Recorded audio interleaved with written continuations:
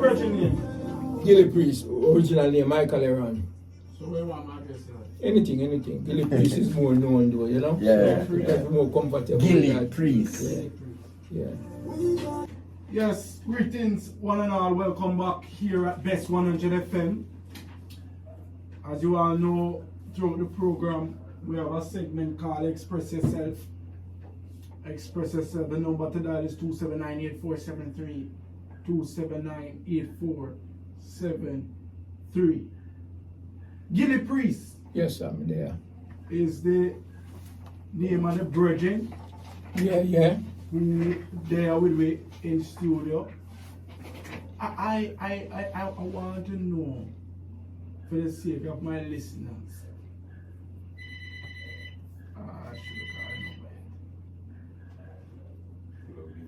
Yeah, I want to know, for the sake of my listeners. Deported. Yeah, man, definitely. So, Hero, you want to kickstart the question, or you want to go in first? All right. What really transpired?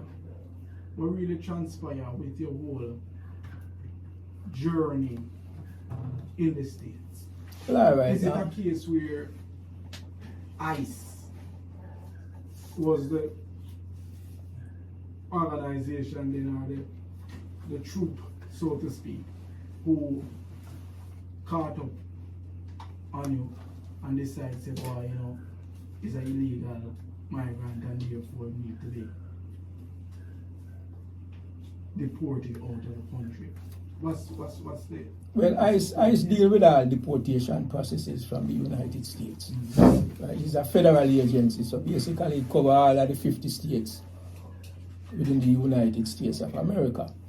Well, for me personally, I traveled to the United States from 1965.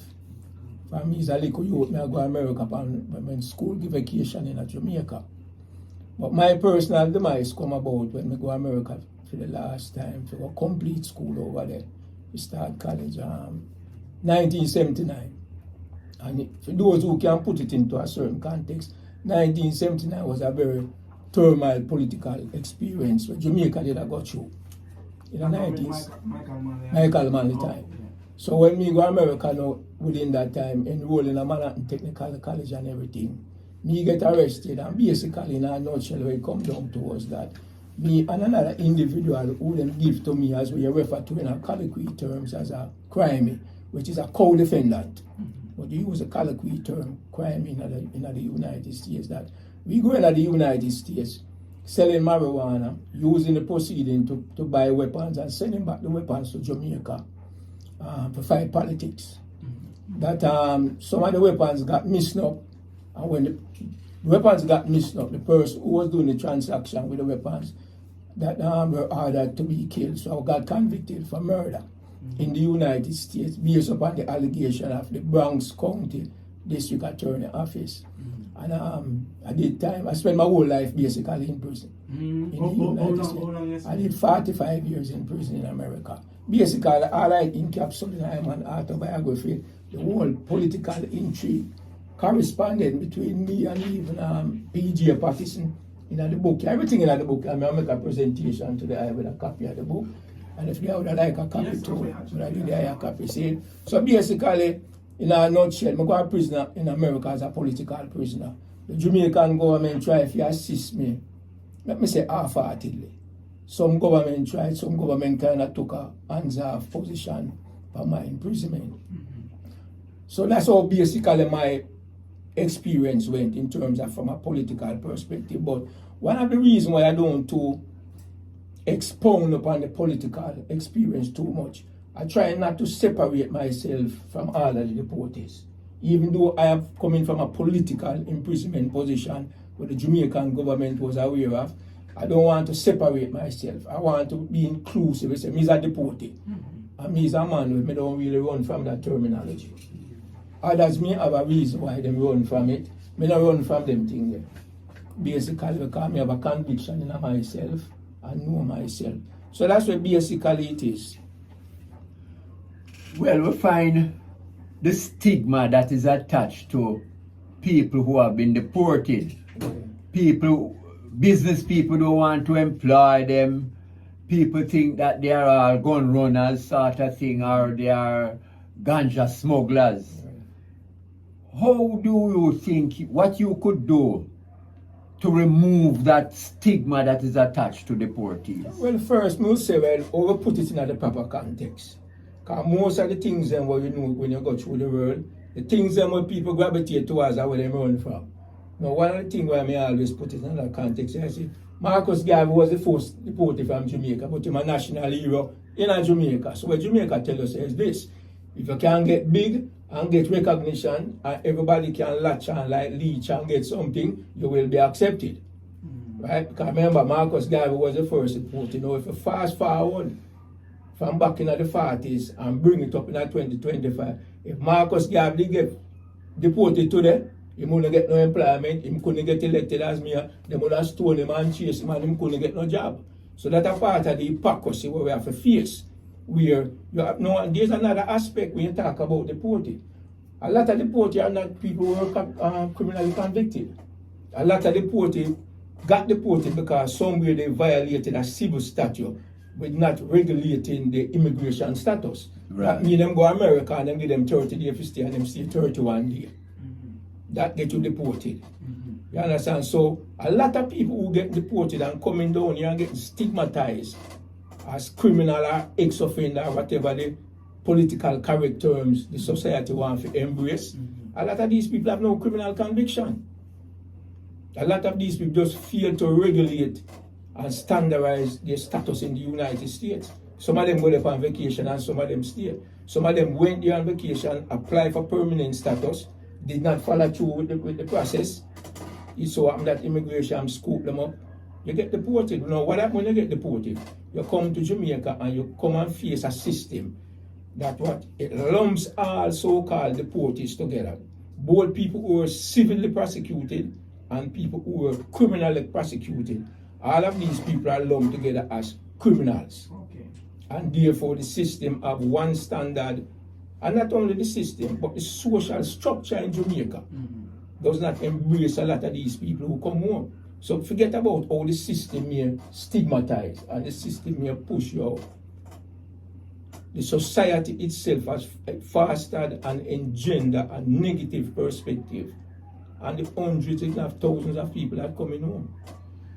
Well, we know the society, have a way that whatever narrative is out there, they don't do their own investigation to say, well, it is so or it is not so. Right. Some years ago, you had a brethren who came home after living in the States for a number of years. He formed an association known as the Returning Residents Association. Because, a person who has been away for 10, 20 years don't know what is happening on the ground. So he started that association, the Returning Residents Association, to help get work to reintegrate them into the society. You have any vision of something like that, doing something like that? Yeah, we have a vision with that. We form an organization forged by time. And what it is even though it is fashionable for people to go into non-profit, I personally resist forming a non-profit. So I come from a profit-based social enterprise, able to build and striving to build an economic base where you can employ people, where you can use people's skill. You can create a data bank and say, okay, for example, the porters have X amount of plumbers, X amount of construction workers, electricians, and find places not only to employ them within our own organizational structure, but build also a referral system where we can refer them to different agents. Because this is what happens.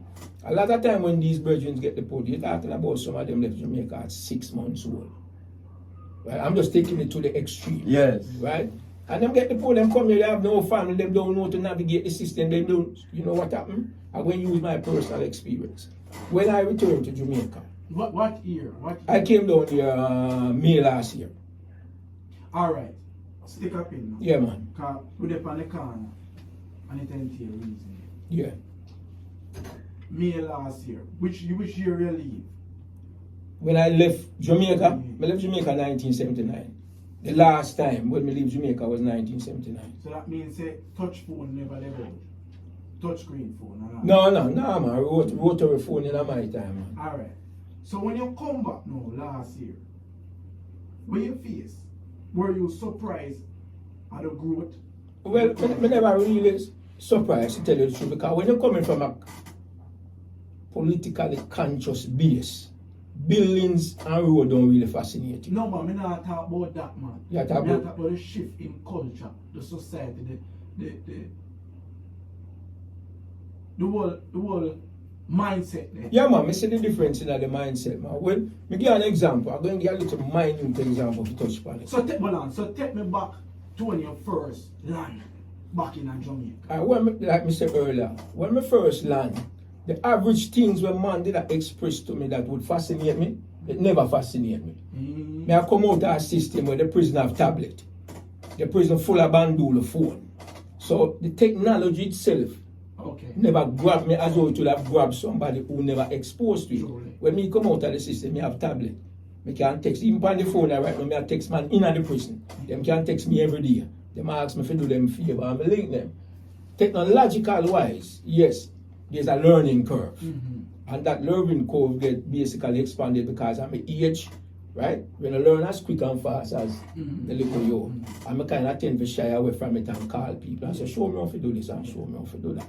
Right? So that the part of people that tell me, say, okay, this is where going to fascinate you and this is when we're going to do this. When you go to Jamaica, you're going to see this type of building, you're going to see this type of highways, you're going to see this type. It never fascinated me, even though it had a massive impression upon others. Because I was able, based on my state of consciousness when me go through, I was able to separate building and road from progress. Okay. You understand what I say? Yeah. Development and progress are two different things. Surely. So, from the BSA, yes, there was a longer learning curve for me, and still a longer learning curve, but the fascination and them things they never hit me because I didn't have access to technology. You know, the system, computer, phone, whether it's legal or it's illegal, tablet. So take me back to the time now. Yeah, just land, society, you see a different set of generation. The mindset different, the behavior different. What surprised you? Alright, what kind of surprised me, if you're going to use that term there, I'm going to use it loosely, it is a sense of lack of community. Even amongst my brethren, when we say, okay, the Rastafari community. I come down here and I look at community, say, okay, I'm going to try to find a community and do volunteer service, and I can't even find that. Because each community will exist when me see, I'm just going from a layman observation per se. Everything, you know, is inclusive. If you know come from the community, or you know come out of the set of money, or you know come out of the corner, you know really welcome in it. No, but in terms of the youth them now, and it's a thing was strike me with the youth them. It's all the youth them kind of basically act laissez-faire. That means every man do what him do, and him claim same I do him, and him go him do what him want do. But the part to strike me about the youth them today, enough of the youth them where you see a kick up lump post out there and carry on. A whole Rasta man picking them, you know. Yes. Enough people don't want to acknowledge that in the society. Yes. Most of them are right. If you go to them youth and say, tell me about your parents, your mother, your father. Are the elder racism, you know? Yeah. Yeah. Right? And come like them youth just broke out. Them youth don't really come up underneath certain principle and discipline, or them don't adhere to the principle and discipline that was bequeathed to them. So that's the part just strike me. People right now in my age, you down in the community where we live, them afraid of the youth them. You never want to see a youth and tell a youth morning because you can't twist it and ask you what good about the morning. Yes. Yes. So that's the part that most strike me. You know? Well, as an individual, and you seem to have that visionary thought, you're not a selfish person also, because I notice when you talk community. Yeah. You talk inclusive. Now, what would you like to, if you had the assistance to set up that could benefit other deportees? Let me put that within a context based on precedent. Yes.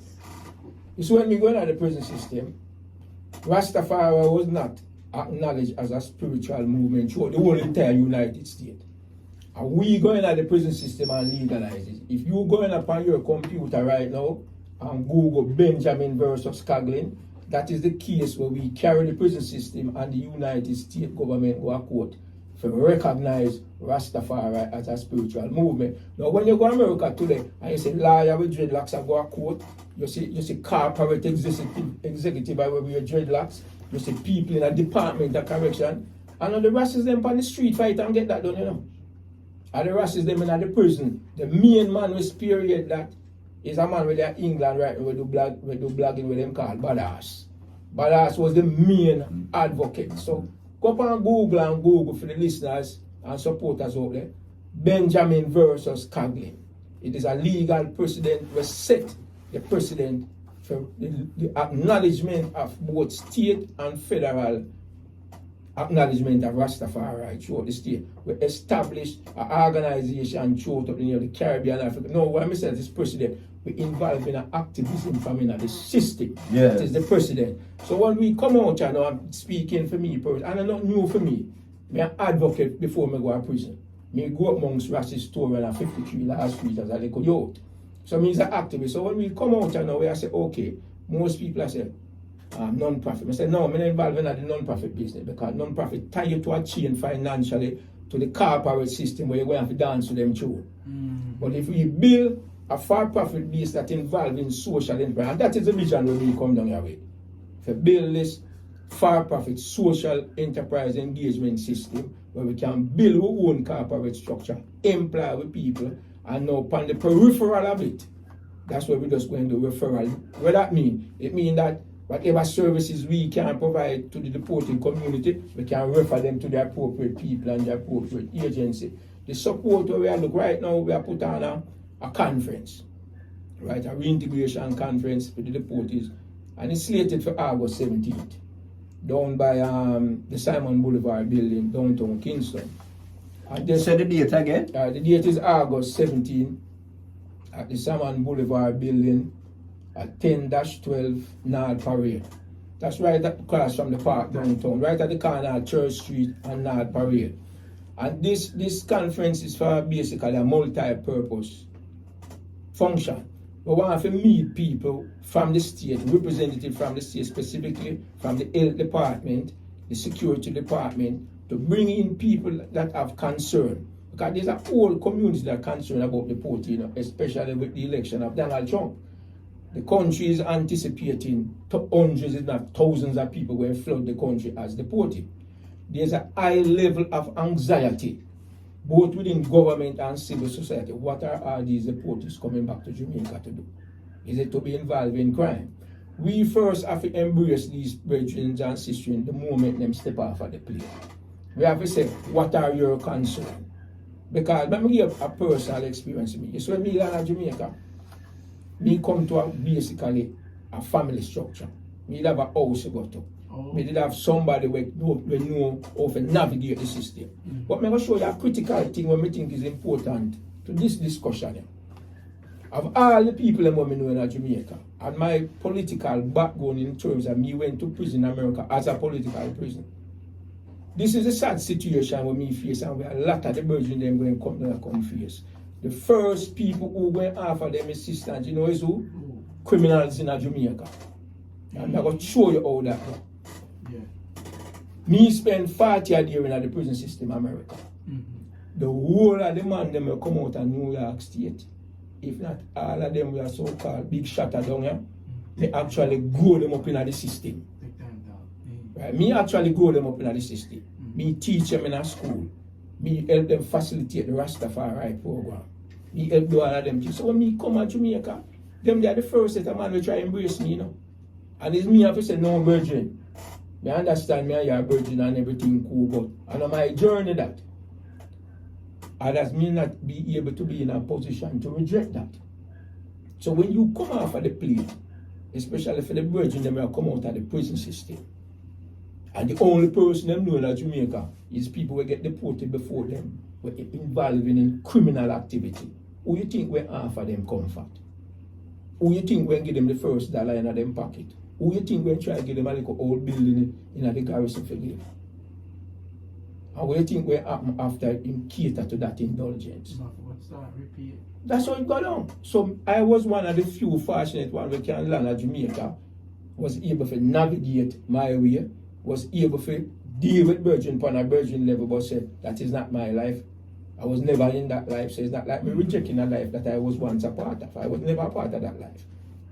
But because me spend so much years in the system, ask anybody who come out of the New York State prison system and say, Gillie, please. Me practically raise them.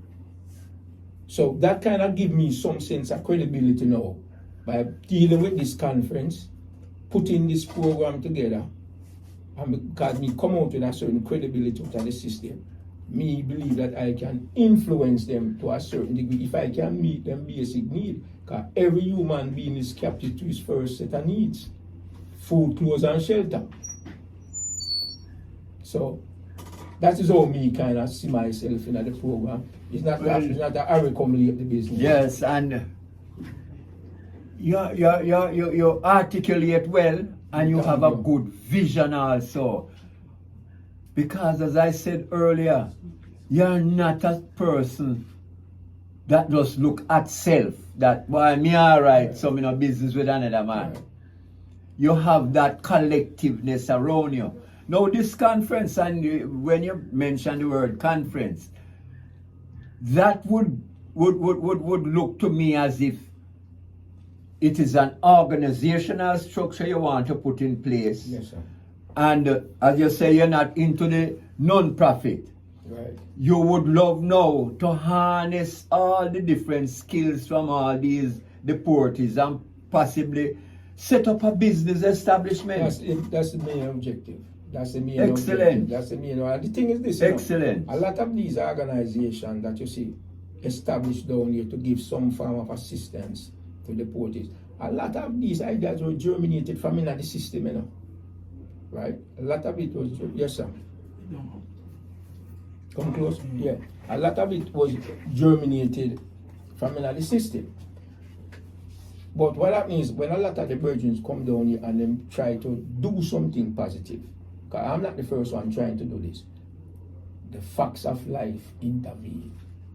Food, clothes, shelter, family, lack of family structure, all of that intervene. And what happens when the basic human being need intervene? People get distracted to the real issues of life. That's the whole thing. Right? So because me come down here and me have a little structure coming out of the system. I was fortunate enough to come out and have a little structure to surround myself with. This give me enough time. Because remember, in all progress come out of human being having the time for leisure activity, you know. Right? Any human being who can indulge in leisure activity don't have time for himself, not nobody else. Yo, repeat about that. Because that's a powerful statement that the king making an error. Because what we see now, really and truly, will distract the people from the pressing issue in society. And because them have a parent, I eat food, them not have time for worry about no 31 million and no how much people in a gaga in a pot. Man, I look food. Bread and butter issues. Bread Yeah, and man. butter issue. So repeat back that statement. Right, you see, I go back again, and it's not something where I invent, but it's a basic human knowledge where it's general, right? When you study human development, leisure, free time, is what gives society the ability to develop. But that is what gives every individual human being to indulge in other things that is not literally attached to food, clothes, and shelter. So when a man or a person is provided for with food, clothes, and shelter, whether by himself or by others, he have time now to think and contemplate community issues. He have time to think and contemplate collective issues. And when a person walk off of that plane there, or even in the general society, forget about the deportee. Forget about the deportee. The average person in a Jamaica, especially if they come out of a community background, whatever that may constitute, we don't have time to contemplate a collective self-consciousness, because we have to get up and spend all of our waking hours I work about food, clothes, and shelter. And you're talking about people who are struggling upon an income that cannot afford to miss 1 week pay. So how can them indulge in community activity? You know, sometimes me dep on my street, Virgin, for the Waltham, I see sometimes in my yard and sit down, and I see the working people in my pass 4 or 5 o'clock. You see the stress on them face. Of course, we are talking, man. You literally see Of it. course. You can cut it with a knife if it was Of the course. atmosphere. Of course. So them people don't really have the time and the leisure to get up and indulge in a community activism. True. And next thing, let me say one more thing. And next thing where I man pick up is the majority of the deported them will come to Jamaica living at the shadow. What is it? What are the shadow? Them afraid to come out and say me a deported because them job depend on it. The stigma in the community them a hide from. Whatever future prospect them have, anyhow certain people know say them are deported. So when me come to Jamaica, you know them say to me say, right, this is what them say to me. Now tell what people tell me say. Them say Gillie brace. They say if you go to Jamaica and you trim, listen. Yeah. They say if you go to Jamaica and you trim, right, and this is just to put the conversation in a context, right? Me have a bachelor and a master's degree. See? If You you go, get that from the prison? me start college in the road, but me finish it in the prison. Me start college at Manhattan Technical College where me study architecture. When me go into the prison system, you have colleges will come in. Right, me get a bachelor in a behavioral science, and me get a master's degree in a professional study. But me say that for say this. Okay. You have people living in the shadows. So you have people who look at me and say, Gillie, please. You say if you go to Jamaica, you make them go shuffle in the card, you can't make it, you know. Because you know if you present yourself. But me I say, listen man, I have more respect for myself than when me I go just be quiet to others. I don't have a certain complexity about myself when me feel say me going to have to dysregulate myself to the comfort of others. Me not believe in that. Okay, so I say. Yeah. So me, when me say the birds them in the shadow now, the majority of people afraid to come out, you know. When me I conversate with the man will come at you and I say, Gillie, don't go up on the platform and say you're deported, you cramp you know. I say, oh, that will cramp me. That will show that I have no confidence in them. No, this is not to challenge any man who wants to stay in the shadow. Because I respect them position and I overstand it. They have to survive. You say, but that is not Gillie place. I mean, I go indulge in a them type of thing there.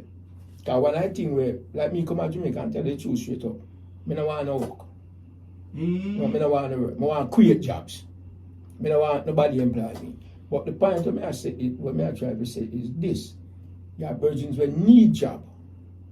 They need employment. They need to pay them rent. Well, I'm Gillie. Hero. So you know when a virgin is mentally emancipated, you know. So you know when a virgin mindset free. Hey, what him say? Him sit down on the veranda and it's like you could have cut the stress. A reality, you know, you have some dead man and dead woman. Sorry, really is a word there. But you have some people really and truly don't want to get up and go work. Them no want to do that the place where them a work. Them no want to do what them a do. You understand? So, but because of them situation, rent them, so to speak, because we know say that is a form of slavery, them have to get up. So when a man say, boy, means I deport, me spend 45 years in a prison, I'm going to come down and me can have the mindset of say, boy, here, I now work, I create, me come here for create job. The man mentally free. The virgin mentally free. This man is a band leader then. If you want to put it, continue Gillie. Yeah, so what I think, one of the decisions we make deliberately come out of the system, I say, okay, I can't do all that time of prison and walk out of prison empty-handed. Because two set of people in the world, you know. You either buy something or you sell something. There's no in between in that in life. It's either a buyer or a seller. Right? So when I come out of Jamaica, I never have $1 million buried in the ground. So I know I can't come out here and be a buyer. I have to be a seller. So I say I have to walk out of prison with something to sell. So I write my autobiography. Forced by the time. At this I live off out on the road now, you know. At the royalty of this I live, you know. So hold on, because we say 20 minutes. So you write the book and publish it from in a prison. From in a prison? Yeah, man. Which year you finish it? Well, I finished a book about 2017, but I did have difficulty getting it published because I couldn't make the right connection. Well, give me the right connection to make this, and it may sound that way. I get transfer go to one different prison, and I get me hand on a bandolo phone. And I use a bandolo phone and publish it. And you can plug on your phone and go on Amazon and you see the book. From prison, I put it on Amazon. So I say that it's all about initiative and the really are the human being, you know, my brother. So you see, I have to say something. And sometimes when you say certain things, it can sound a way if the mind is in a certain construct. Careful now. Yeah, man. Me basically come out of a middle class family, right? My father, right, industrial engineer. My mother, a postmaster for the whole of Eastern Jamaica. So me go and come up, and it is sad to say, but me go and come up in a family where people used to give deference to. So I use a word within context, give deference to. So when you grow up in a family where you give deference to, it has its negative drawback, but it also empowers you, make you see the world a different way. Right? No man, you have to elaborate. Right, elaborate. So when you encounter certain upper class people, you see certain arrogance when they exude, it come out that difference when people get to them family when they go up. That is Mr. So-and-so and Mr. So-and-so child. That is Mrs. So-and-so child and Mrs. So-and-so. So even when them wrong, them is right. When you grow up in that atmosphere there, and you go, and if you don't come from that atmosphere, and you encounter them, because you encounter them in a school, because sometimes I don't go place that where poor people and rich people meet. If you're fortunate, you go Woolman's or job, right? Well, I'm careful. Right, and you meet them youth there. If you notice, the downtown youth them cater to the uptown youth them. Right? The only thing, listen this, the only thing we can compensate the ghetto youth when they encounter the uptown youth there is badness. So you know you can kick off the uptown youth face, right? But in terms of conduct, eloquence, teachers, pet, him gone a foreign for vacation every year. People cater, man, let me show you something when you come closer to family. You have some rich family uptown, we have poor people in their family live downtown. Right? Yeah. Them not mix and breed with them in a social atmosphere. True. But if you threaten one of them uptown, they say, me go for my gunman cousin downtown, you know. Carry out in dirty. Right? And you see the gunman cousin downtown, you know him get little social status, him say, me have a Chinese uncle, you know. And me have a Syrian auntie. Oh. I saw this big shuffling in Jamaica. Right? So me I say, there's a difference that is given by poor people to rich people. Gotcha. If a poor man and a rich man meet in a office setting, the poor man automatically draw and give the space to the light-skinned man, the Chinese man, the uptown man. Excuse me, I need to go. Yes, sir. Right? Yes. And even certain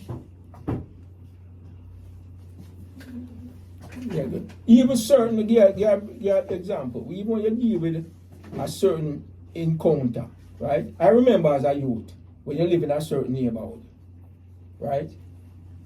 You will see the police come through and speed through, right? And conduct themselves with a little arrogance. You see when the same officer they go on a book and a patrol, he better drive no more than 2 miles per hour. And he better say, good morning, Mr. So-and-so, and good morning, evening, Mrs. So-and-so.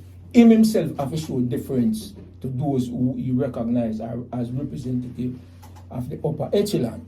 So we all do it based upon the class and the structure. And some of it is not only class, but some of it is caste. Because Jamaica is a society, we don't acknowledge that there's a caste system in Jamaica, you know. But we're quick to acknowledge class. But there's a caste system. What the caste system is? A gradation of color. Yeah, man. Right? Yeah, man. But we tend to push that to the side and say it is just class. So those of the upper echelon of the caste system, we give deference to them. So go back to what I said originally. So when a youth go up and get difference, where others clear the path for you, where others allow him all the space where he want, it gives you a certain arrogance if you are not careful.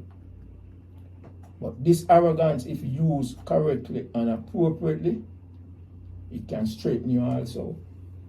Because it gives you sometimes the proper sense of entitlement. Not all sense of entitlement is proper in a brethren.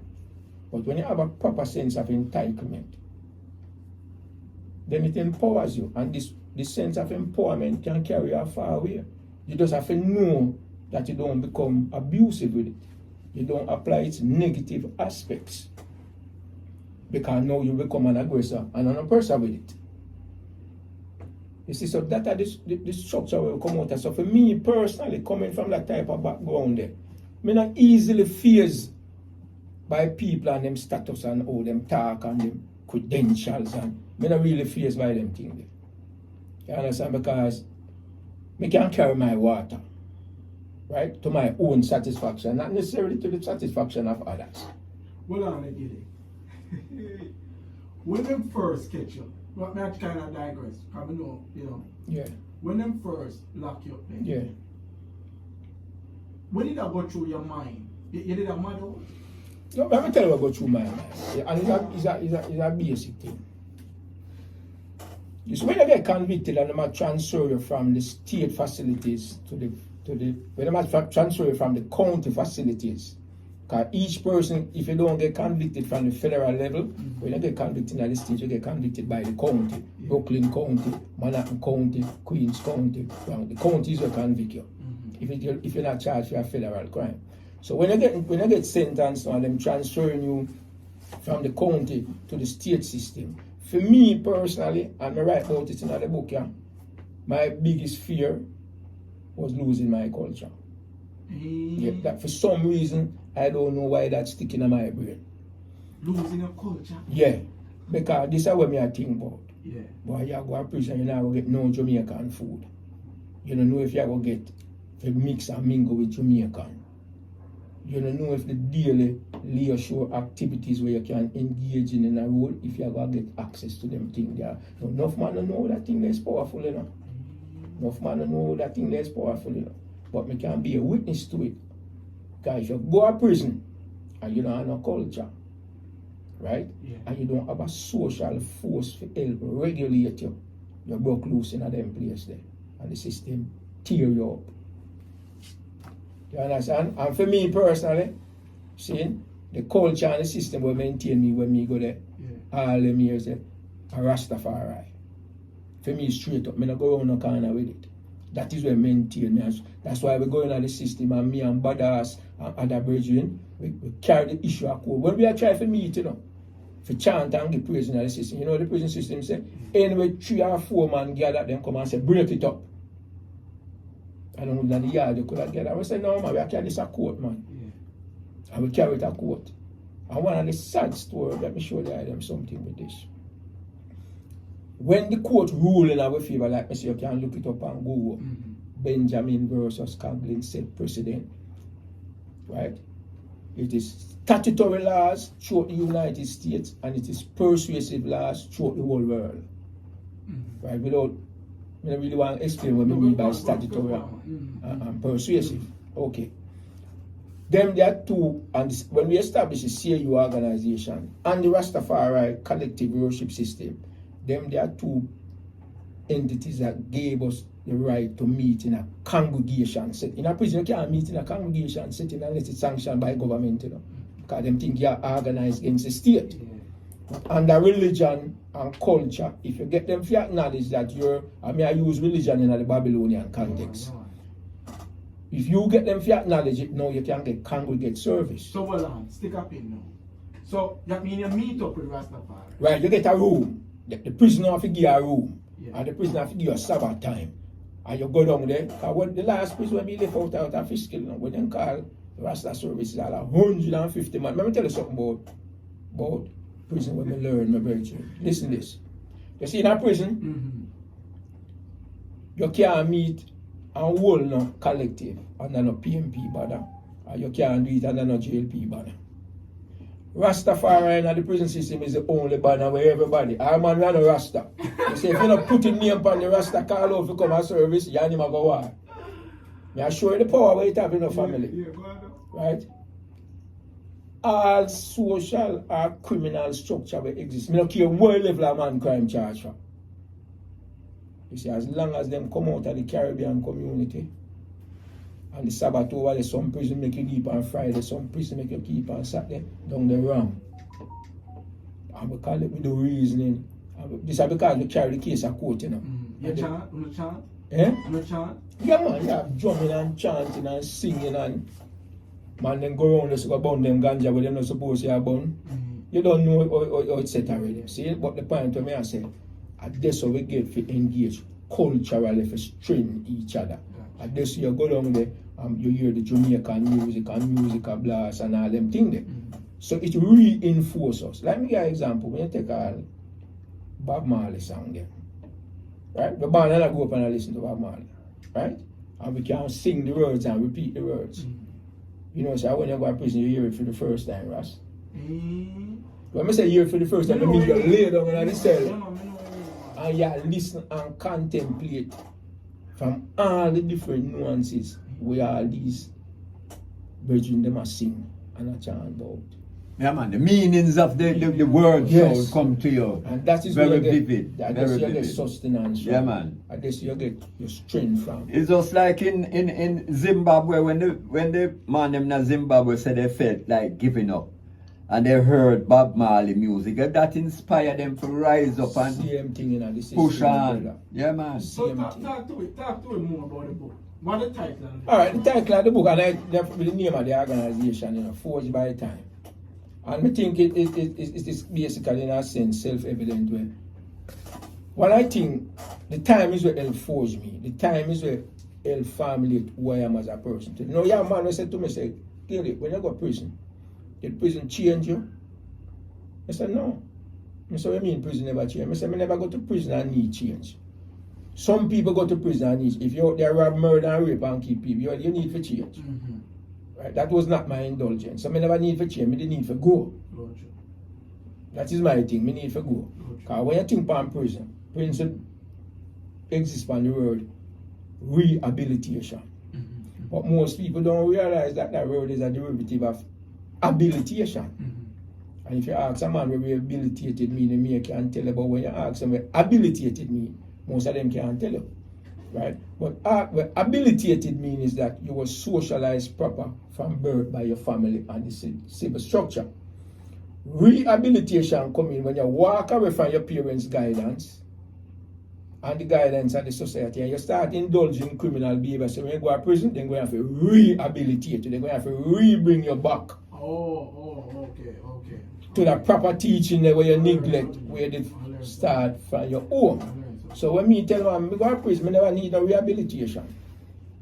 Because I was habilitated and I maintain my habilitated status. So when me need to do as any human being whether they're there in the world or they're prison, you need to go. You never feel like give up? No, I'll tell you why I never feel like give up. For me personally, because I see enough man come in there and give up. As in, end themselves? Yeah man, I come to prison and get 1 day sentence and hang himself, man.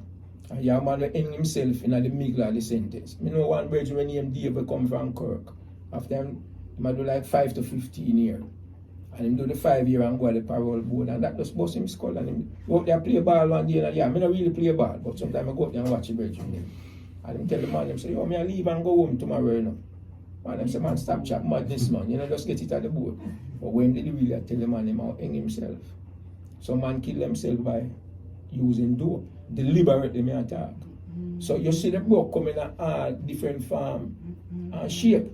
But me I tell you something with me personally, you know. When me did I go a trial, right?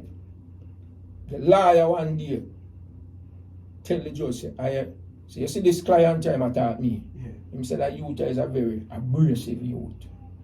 Right? Abrasive is a sense of arrogance and you push back on things when you agree with, right? Yeah, man. Okay. So just when me get convicted and go to prison now, I'm going there with that sense of that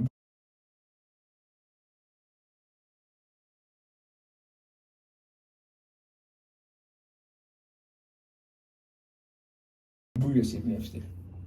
It is now me versus uno.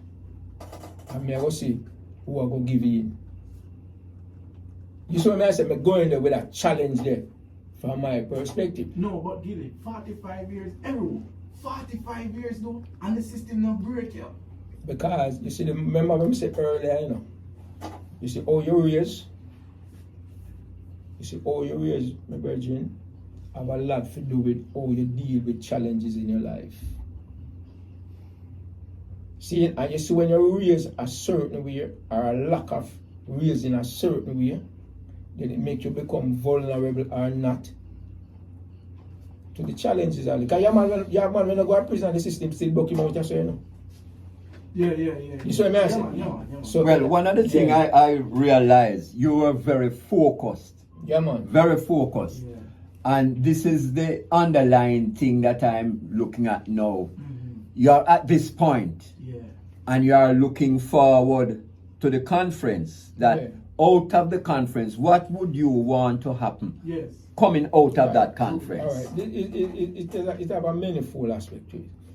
One, on the most basic level, the virgins them are coming, I want them leave with a sense of information where them never come there with. Because your virgins will come there with medical issues. You know?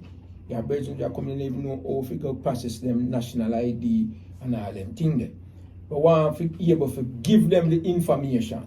But first, we want each person leave there academically imbued, meaning that information, but it doesn't mean it have to be practical to each and every one. But would I like each and every one come there and get something practical to their needs. So we can say, Brethren, what is your issue? My issue is I don't know if we go about get medication, you know.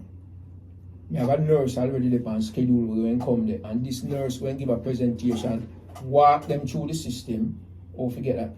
Come to housings, we have people who can give referrals. These are the basic needs where them going at. But the top priority coming out of them thing is to be able to liaison with some form of government agency representative where we can form a symbiotic relationship with in terms of trying to alleviate society fear, lifting the stigma with upon the community, and create a financial structure base where somewhere in the future these virgins who cannot get employed from the civil society as it presently exists due to the stigmatization, we can assist them. So we want to go meet people with influence, people who can open doors, both civilly and governmentally and whatever, and say, can these virgins are coming down? Because this is one of the things in a family. Well, yeah. Go ahead. What you have to realize now, you have to interface with the Social Development Commission to assist the reintegration process. The Ministry of Justice also would facilitate through the different organizations that they have. There's one on Oxford Road, I'm not remembering the name now, that they help the integration process. We do a rehabilitation program in the prisons. It's not in progress now, that's the UNIA. Yeah. And whenever one finishes their sentence, they would interact with these agencies that would help to reintegrate them into society without the stigma. Right. So, just listening to you now, we have to get in touch with the SDC, the Ministry of Justice, and the Ministry of Culture. Definitely. And also, I'd like if we could get in touch with the Ministry of Health. Health? Yeah, the Health Ministry. Why? Because this is what happened now. A lot of the virgins are coming out of the system, and people forget about just coming out of the system. People are getting deported, period, coming to Jamaica with medical issues. And a lot of them were given standardized medication from the United States. So once them land, them don't know where to turn to get medical issues. This is what happened. When you land at the airport as a deportee, you meet with a person from the Ministry of Health, you know. But the process is so rushing because them deal with an average of 40 to 60 people every month. Them cannot entertain personalized questions. So what them tell, well, if you have any medical problem and you can reach out to the ministry, people don't know if you can reach out to the ministry like that. So the Ministry of Health is bringing someone from this agency we can tell them, say, here is a number. You can call this number, and from this number, it will direct you to how to get your medication. Some people get deported and they do not even have them prescription. So that is something we're going to have to facilitate. How do these brethren get them prescription so the Jamaican pharmacy through the public assistance agencies that give certain medications for free, certain medication where them can facilitate. That's why the Ministry of Health is relevant. Yeah, man. Possibly you can sign up some of them with the PATH program that they can get that assistance. Gilly, you have a team? Mm-hmm. You have a team? Well, unofficially, I have a team. I have some brethren who I work with. And these, but like me say, some of them if not most of them, it's hard for me to reference them name because a lot of them in the shadow. Them have them job and them not really try to lose them job. So them give me assistance in terms of like if I need things to get typed up, if I need certain type of secretarial, them assist me. But most of them, if not all of them not really upfront like me. For them own reasons because like me say them have to feed themselves and them family and them One of my suggestions though, I think you should register. Yeah, is it registered? it is already incorporated. It's incorporated. Force by time is incorporated. Okay. It's already incorporated. Alright, we have to take the break. Yes. And we have to move on to another interview with a Palestinian to give us the update as to what's happening. Yeah, man, the time of flying on. To give us an update as to what's happening there. But don't leave, Gilly. Don't leave because I think this is a very empowering reasoning. And we cannot just cut it and limit it to an hour. So we're going to come back to it, but we have to take the break and then move forward to the other interview. Alright. You're listening to Pan the Corner. My name is Antwin Campbell. Alongside me is always and forever Heru Aishaka Musa Melele. We have Tom Quinn in the building. And you're of course, sir. Yeah, man, powerful. I gotta be there. You know, I got a couple functions and see them. I don't remember who they are. But if I do something one time, I don't see the upper when we go for the Bonnie Village. If you go for the Bonnie Village combination thing, like a month or two ago. No, You know what I'm saying? Some place though, you know what I mean? You don't go down a culture yard. Yeah, man. Maybe I don't have culture yard. Maybe I don't have culture yard. Sometimes I go more powerhouse than my train store. Okay. Yeah, it's fun. I'm eventually release a new song from the lady when they comes to be allowed the whole way. On the Ghana every Monday at 6 p.m. to 10 p.m. Why? Because on the Ghana will educate, entertain. Tune in for reasons that can transform and inspire your life. With Antwin being the host and Eru Aishaka Mensa the co-host. On the Ghana, Best FM, giving you the better vibes.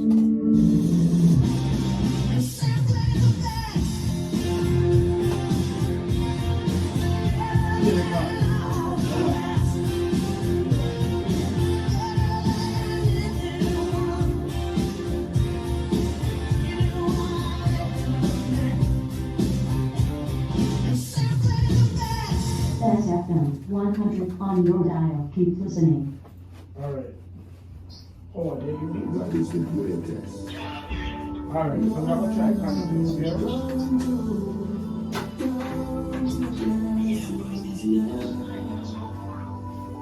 Can you hear me? Alright, cool.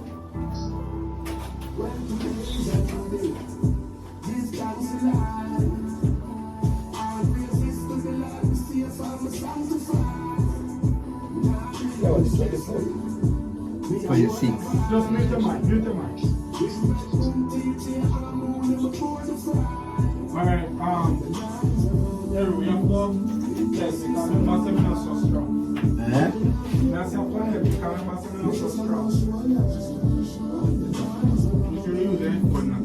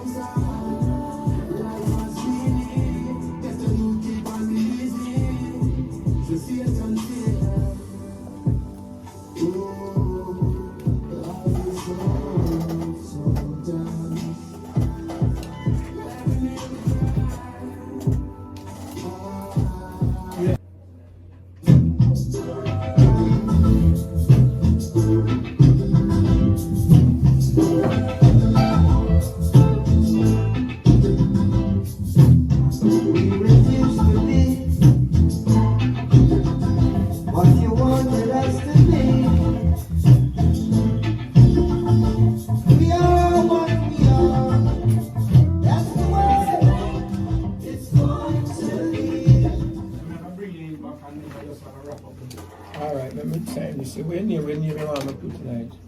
Everyone and Pandegana. No, no, me no one. No, you No, don't. yeah, No, yeah. you- Remember all what it is.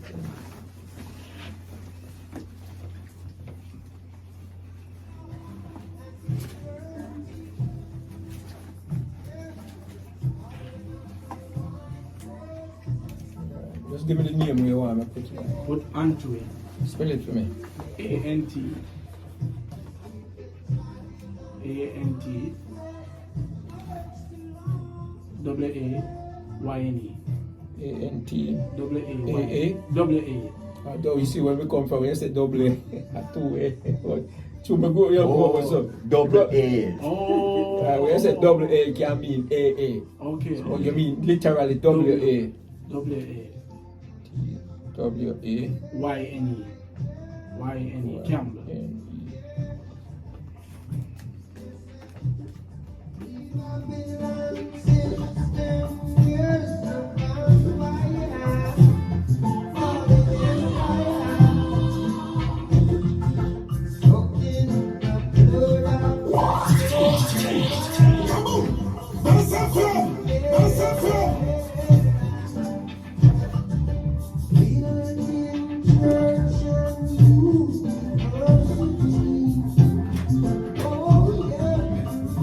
You ready? Fuck over it. You ready to the one? Okay. I got it. Fuck over it.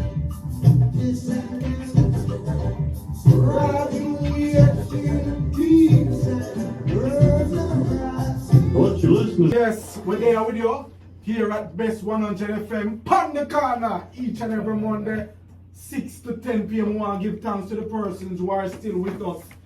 You know, Neil always on film radio pan, how we call it, cock. Every Monday, you know. Yes, as you all know, my name is Antoine Campbell. Alongside me is always and forever Heru Aisha Kamosa Menelik. I know we see kind of a pack of your guys say I'm not calling business please. I'm still a priest, Gilly priest, in the building with us alongside Tankor. We want to dive deeper into the reason, and I tell you why. My heart reach out as well as to the farmers and the taxi man in our Jamaica society. My heart reach out to the people in the prison in Jamaica. Why? It's like me hear them cry out about the infrastructure and the lack of opportunity them face in the prison, because number one, them not have nowhere to waste, produce them waste. Do things. You understand? Two, the building and drop down. Them have it for video. Prison has a video where the building, whole building a collapse and them in there. You know what you say? You get the opportunity to get 2 degrees over there. Or complete 2 degrees over there. I don't not even there here in Jamaica. So my heart really cry. Because even though some of them commit the crime another the time, I don't feel like them supposed to endure that type of that treatment there. 45 years you spend in a prison, 45 years, and can still come out and stand up with 2 degrees and have the mentality of I am mentally free, even though you come from a certain background when you go in, But the system, even it breaks certain man, it never breaks you. Which show that there was some sort of rehabilitation program there that could keep you sane. But here in Jamaica, it's as if a plantation you put them on mentally, where a man now come out, or a man coming out of the penitentiary mentally free is little to none. You understand? Him not come out as a changed person. Then maybe him don't want to go back, some don't want to go back because of the harsh treatment where them face with the infrastructure and the water. But they are not pushed back into society as a renewed man for say boy, in the prison system here, me write 2 books, and in the prison system here, I am going to take it upon myself that I implement a rehabilitation, an effective rehabilitation program, so that my brothers them were in there and coming out can stand on their own 2 feet. So talk to us about the book, Forged by Time, how I survived 45 years in prison. What inspired? Alright, I went tight again to something else. Because you touched on something a while ago which relevant to the book. We speak about the prison system in Jamaica. I don't know how much of the listeners are the virgin ever hear about a virgin where they do prison time in Jamaica named Mario Hector. Well, Mario Hector is a man who said president in the prison system. He said president in the prison system in Jamaica. And through the human rights organization, Mario Hector they write a book named Death Row that was published by the Jamaica Human Rights Committee. And what happened with Mario Hector was, Mario Hector did go up on death row. They come from out between Jungle and Waterhouse. It was 3 of them get charged in the late 70s, early 80s, I can't remember, maybe late 70s. And they went on death row. And when they go up on death row, it was like 40 odd man upon death row. And the large percentage of them got convicted for murder that was committed under 18 years old. While there was a law in Jamaica, a statutory law, that said no one could be sentenced to death for a crime that was committed under 18-year-old. So Mario Hector went to prison, 3 of them. And while he was in prison, he started advocacy. Advocacy is what change prison, you know. Prison don't change prison, and the system don't change prison. Prisoner have to learn to advocate, meaning challenging the system judicially. Right. So when Mario Hector do, when he go up on death row, he start advocate that prisoners should have the right to learn and study and be rehabilitated. Mario Hector was the one who initiated schooling in the Jamaica prison system by corresponding courses through the University of the West Indies. Any man we can get them on the book Death Row. When you read that book and read how antiquated the prison system was in Jamaica, I can give the virgin them one example will come out of that book that we name Death Row. When a prisoner get a bar of soap from the prison yard a morning time, and you use the soap, you have to lather up your hand them with the soap and make it dry on, so for the rest of the day you have soap. So all the day you put little water upon the soap and regurgitate it. Just think about that for a minute, you know. You couldn't have a bar of soap in the cell. So when the guard come and lend you the soap, and you use the soap, you have to come up with a skill where you lather up your hand with the soap and make the soap dry on. Mario Hector is who changed them things in conjunction. But the greatest thing will come out of that book that we named Death Row. I'm going to show you how the virgin them drop the ball in Jamaica. Him advocate for studying in a prison. Him advocate for access to the law. Mario Hector and them was the one them would take the hostage in a St. Catherine prison and force Michael Manley and Beverly Manley to come in at the prison, you know. For those who read the book when named Death Row, my virgin. It's a book we kind of hard to get because a lot of time it go to publication. So I say why I say them drop the ball is when Mario Hector started to institute the culture in a prison of advocacy. When Mario Hector, because remember, you know, when he realized that 40 odd people upon death row, we get convicted for murder under 18 and sentenced to death. It was film advocacy who forced the Jamaican government to take all of them man there for death row. One of them including was how couple get off of death row, you know. Because he was one of them who get sentenced under 18 for murder too. So advocacy was initiated in the prison system most profoundly, I'm not going to say first, but most profoundly by Mario Hector. The culture that when Mario Hector and him 2 other virgin, because I just meet one of them, I don't remember her name, I go out We Are Waterhouse to meet one of them, because them is legendary for me. When that generation they come out, advocacy dropping at the prison system. Every prisoner have the right for what them call pro se advocacy, meaning every prisoner have the right to go up in the court and advocate legally for himself. And them can advocate collectively under a process what them call class action. So how court you know tell the people all them things? See, class action is where every similarly situated people can advocate for something will affect the class. So them can do that. So force right time basically the book now may I speak of not the organ the book. Is a partial autobiography of myself. It was narrowed down to deal with the legal aspect of my case and my imprisonment. So it don't really include my whole life story. Okay. Right? And presently my case is still being fought by the New York Legal Aid Society. Because them still advocate for my innocence when me do a time of prison for crime I committed.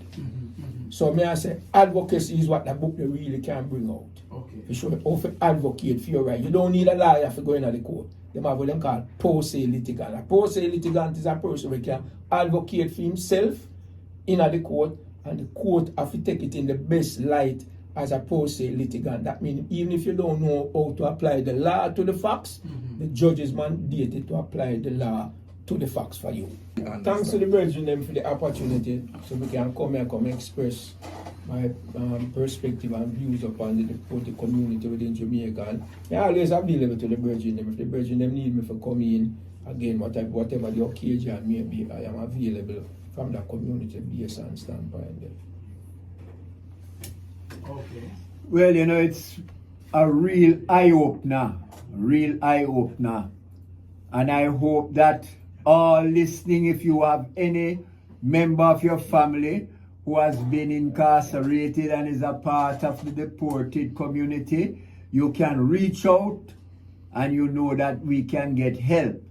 Now, the conference that is coming up on August 17, a very significant day. That's the birthday for the right excellent Marcus Mosiah Garvey. The first deportee. And as my brethren reminded us, Brother Marcus was the first deportee.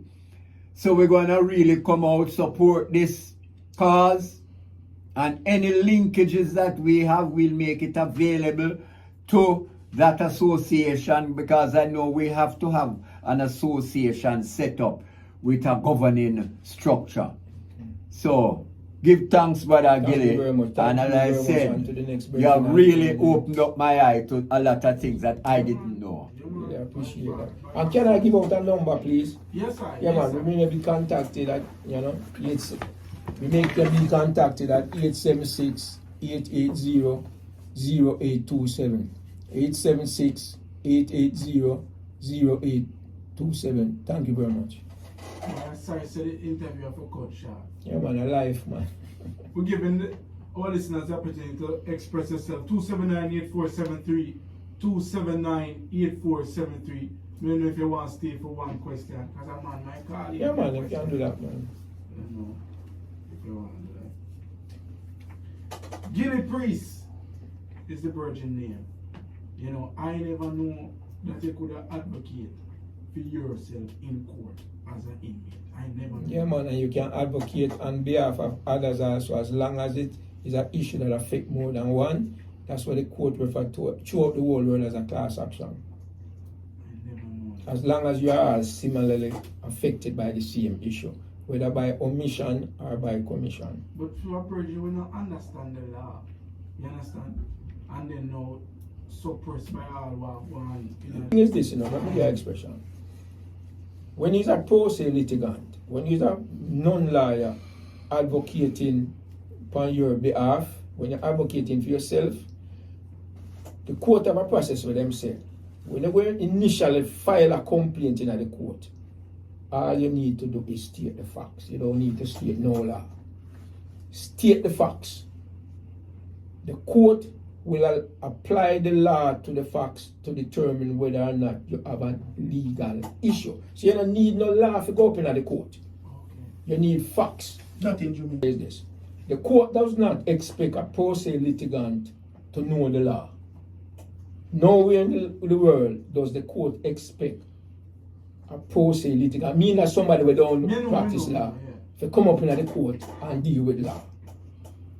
When you get an application, because I go down to the court and get an application, you need facts.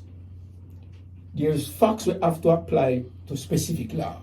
That means if you say this man violate constitutional law, you state the facts and then the court will look and say, which part of the Constitution was violated by the facts we used here.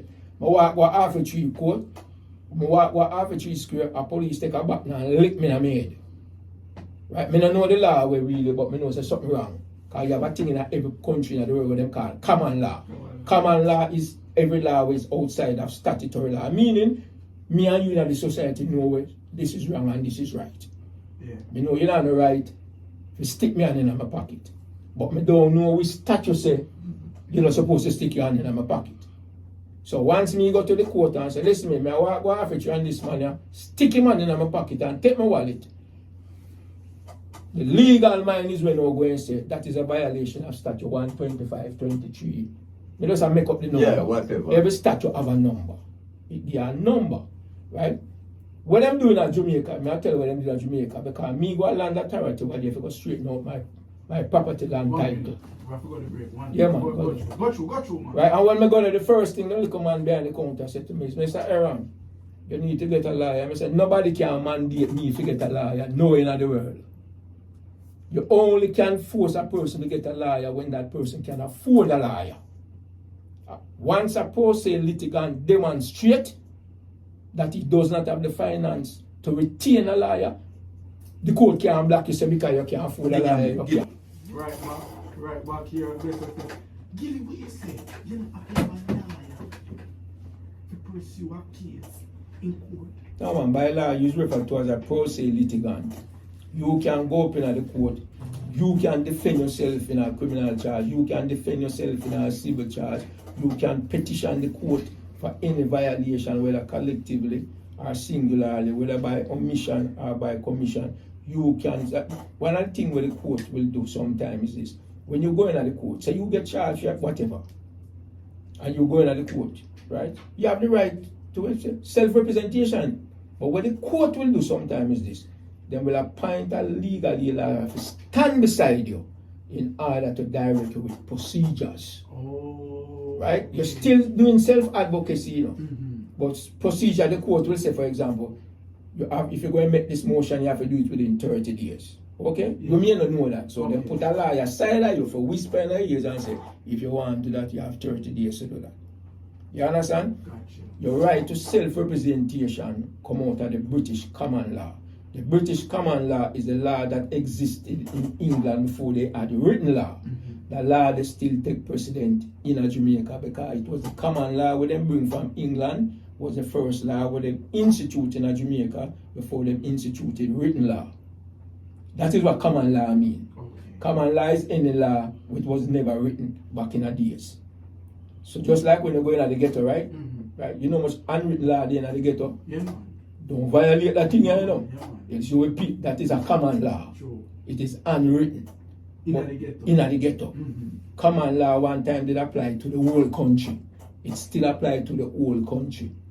So if you have a law today in Jamaica where the written law conflicts with the common law take precedent. Yeah, it take precedent. If there is a conflict between the two of them, the common law take precedent because it is more ingrained in the consciousness and the psyche. And if you just like when if you narrow it down to in the ghetto, you know, the common law in the ghetto is deeper ingrained in the people than the written law, you know. Yeah. A man knows it. If you owe the man the money, pay the man the money because the man will chop off your head. Right? Yeah. That's a common law. That's how when you narrow it down in the ghetto. People understand that. Right? And all you see sometimes when common law come in conflict with written law. Me know a man where lend man money. The man won't pay him. He go back and forcibly take the money from the man. When them forcibly take back the money from the man go report to the police, so them lock him up. So when them go to court and them explain to the judge, you know, and them say, but my money, and me the lend the man the money. You have a right to go take my money. The court are going to make him know, say, no, you don't have that right. If the man take your money and don't pay you back, your job is to go report it to the police. Not to grab him and take back the money. So I just use that as an example where you have a man on the street that rely upon common law to get back your money. But the written law say no, if the man take your money, you can't hold him and take it back. You must go report it to the police. So that is where you have statutory law come in conflict with common law. In a basic, simplified sense. Gotcha. You have that. So that's how it is. But human being must always have self-agency. You know? And one of self-agency is self-advocacy. To speak on your own behalf. You see what I say? That is self-agency. One of the things we find strong in our society, people try to snatch away your agency, your ability to do for yourself. That's what self-agency is. Your ability to do for yourself. They want you to rely upon a million things, but don't rely upon yourself. And that is where disempower we as a people. And when you learn self-advocacy, and when I say self-advocacy, you don't necessarily have to be just in the law. Speak up for yourself. Stand on your principle. Defend your consciousness. Defend your belief until facts come otherwise that sway you from your belief. Where you say, no, I used to believe this one time, but based on the facts you give me now, I no longer believe that. That's when you change, but you don't get yourself in a position where you just disabuse yourself of your own born inherit rights. Because two set of rights you have on the earth, you know, my brother. You have the right, what is written and given to you, and you have the right you're born with. That is when no government can either give or take away. Yeah, self-identity. Right. You come with them, and you know, fun thing, I listened to the brethren on the program a while ago about the Palestinian thing. And one I think what we noticed with them issue, like the Palestinian issue, and a lot of the issues them that take place in the world, is two things always lacking in the conversation, you know. Because why get lacking? Because we get caught up from an emotional perspective.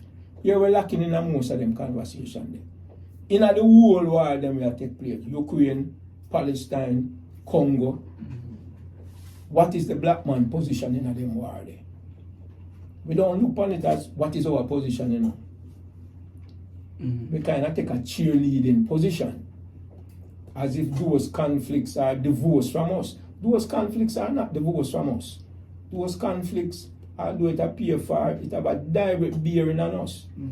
You understand? And the second thing, them over saying in Jamaica, we're going by the morning, we really come good in the evening. And you see, because of how the world construct and abuse and exploitation and oppression, until you go back to the core of the abuse and exploitation and oppression there, all of them little conflict they hard to solve. And when you listen to all the virgins that reason upon the Palestinian thing, it's two things in the whole conversation. There's a difference between a state and a nation. But most people believe a nation and a state is the same thing. You can be a nation without a state. No, most people don't know that. You can be a nation without a state. Is that most nations strive to have a state. Let me kind of give an example. Oh, you can't have a nation. Nation of the people, really. Right. The nation are people with a similar culture, way of life, language. That's a nation. Alright? Let me give an example. Say America invade Jamaica tomorrow and take it over. Right? And institute American laws to suit American people. Okay. And we still in Jamaica. The Jamaican nation still there, you know. But the state is not our state. Yes, okay. You see what I say? Yes, sir. The Palestinian people is a nation whether or not they have a state or not. Even though Israel and Europe may try to take away them state, them can't take away them nation. Because nationhood is a people's hood. You get what I say, my brethren? Yeah. So you can't take away a people's nation. But you can take away the people's state for a period of time and them struggle and fight and defend themselves. But in America, there are many nations that exist within the American state, you know. Many nations. But it's only one state. And people want their own state, meaning you want your own government to govern yourself. You see? So no matter what the Israeli government do to the Palestinian in denying them a state, them cannot deny them nation because them is already a nation. Similar language, similar culture, similar desire. And them really. But all of them, the root there is nations and print because we were in love, you know. When you look on where we're going in Israel. Yeah, when you look on where we're going in Israel. You see what we see a play out in Israel today? We have lived the witness to what did happen to we as a people, you know. You know? So basically, thanks again, Virgin, for inviting me in. You understand? It was very fruitful, and I'm glad me get the opportunity, and I'm glad me take the opportunity, and I would love to be offered the opportunities whenever that possibility arises again. And whatever we like, we discuss whether the same deported thing or other issues. You know? Thanks, Virgin, and thanks to you, the Virgin, and so. Give thanks. Respect, my brother. Give thanks.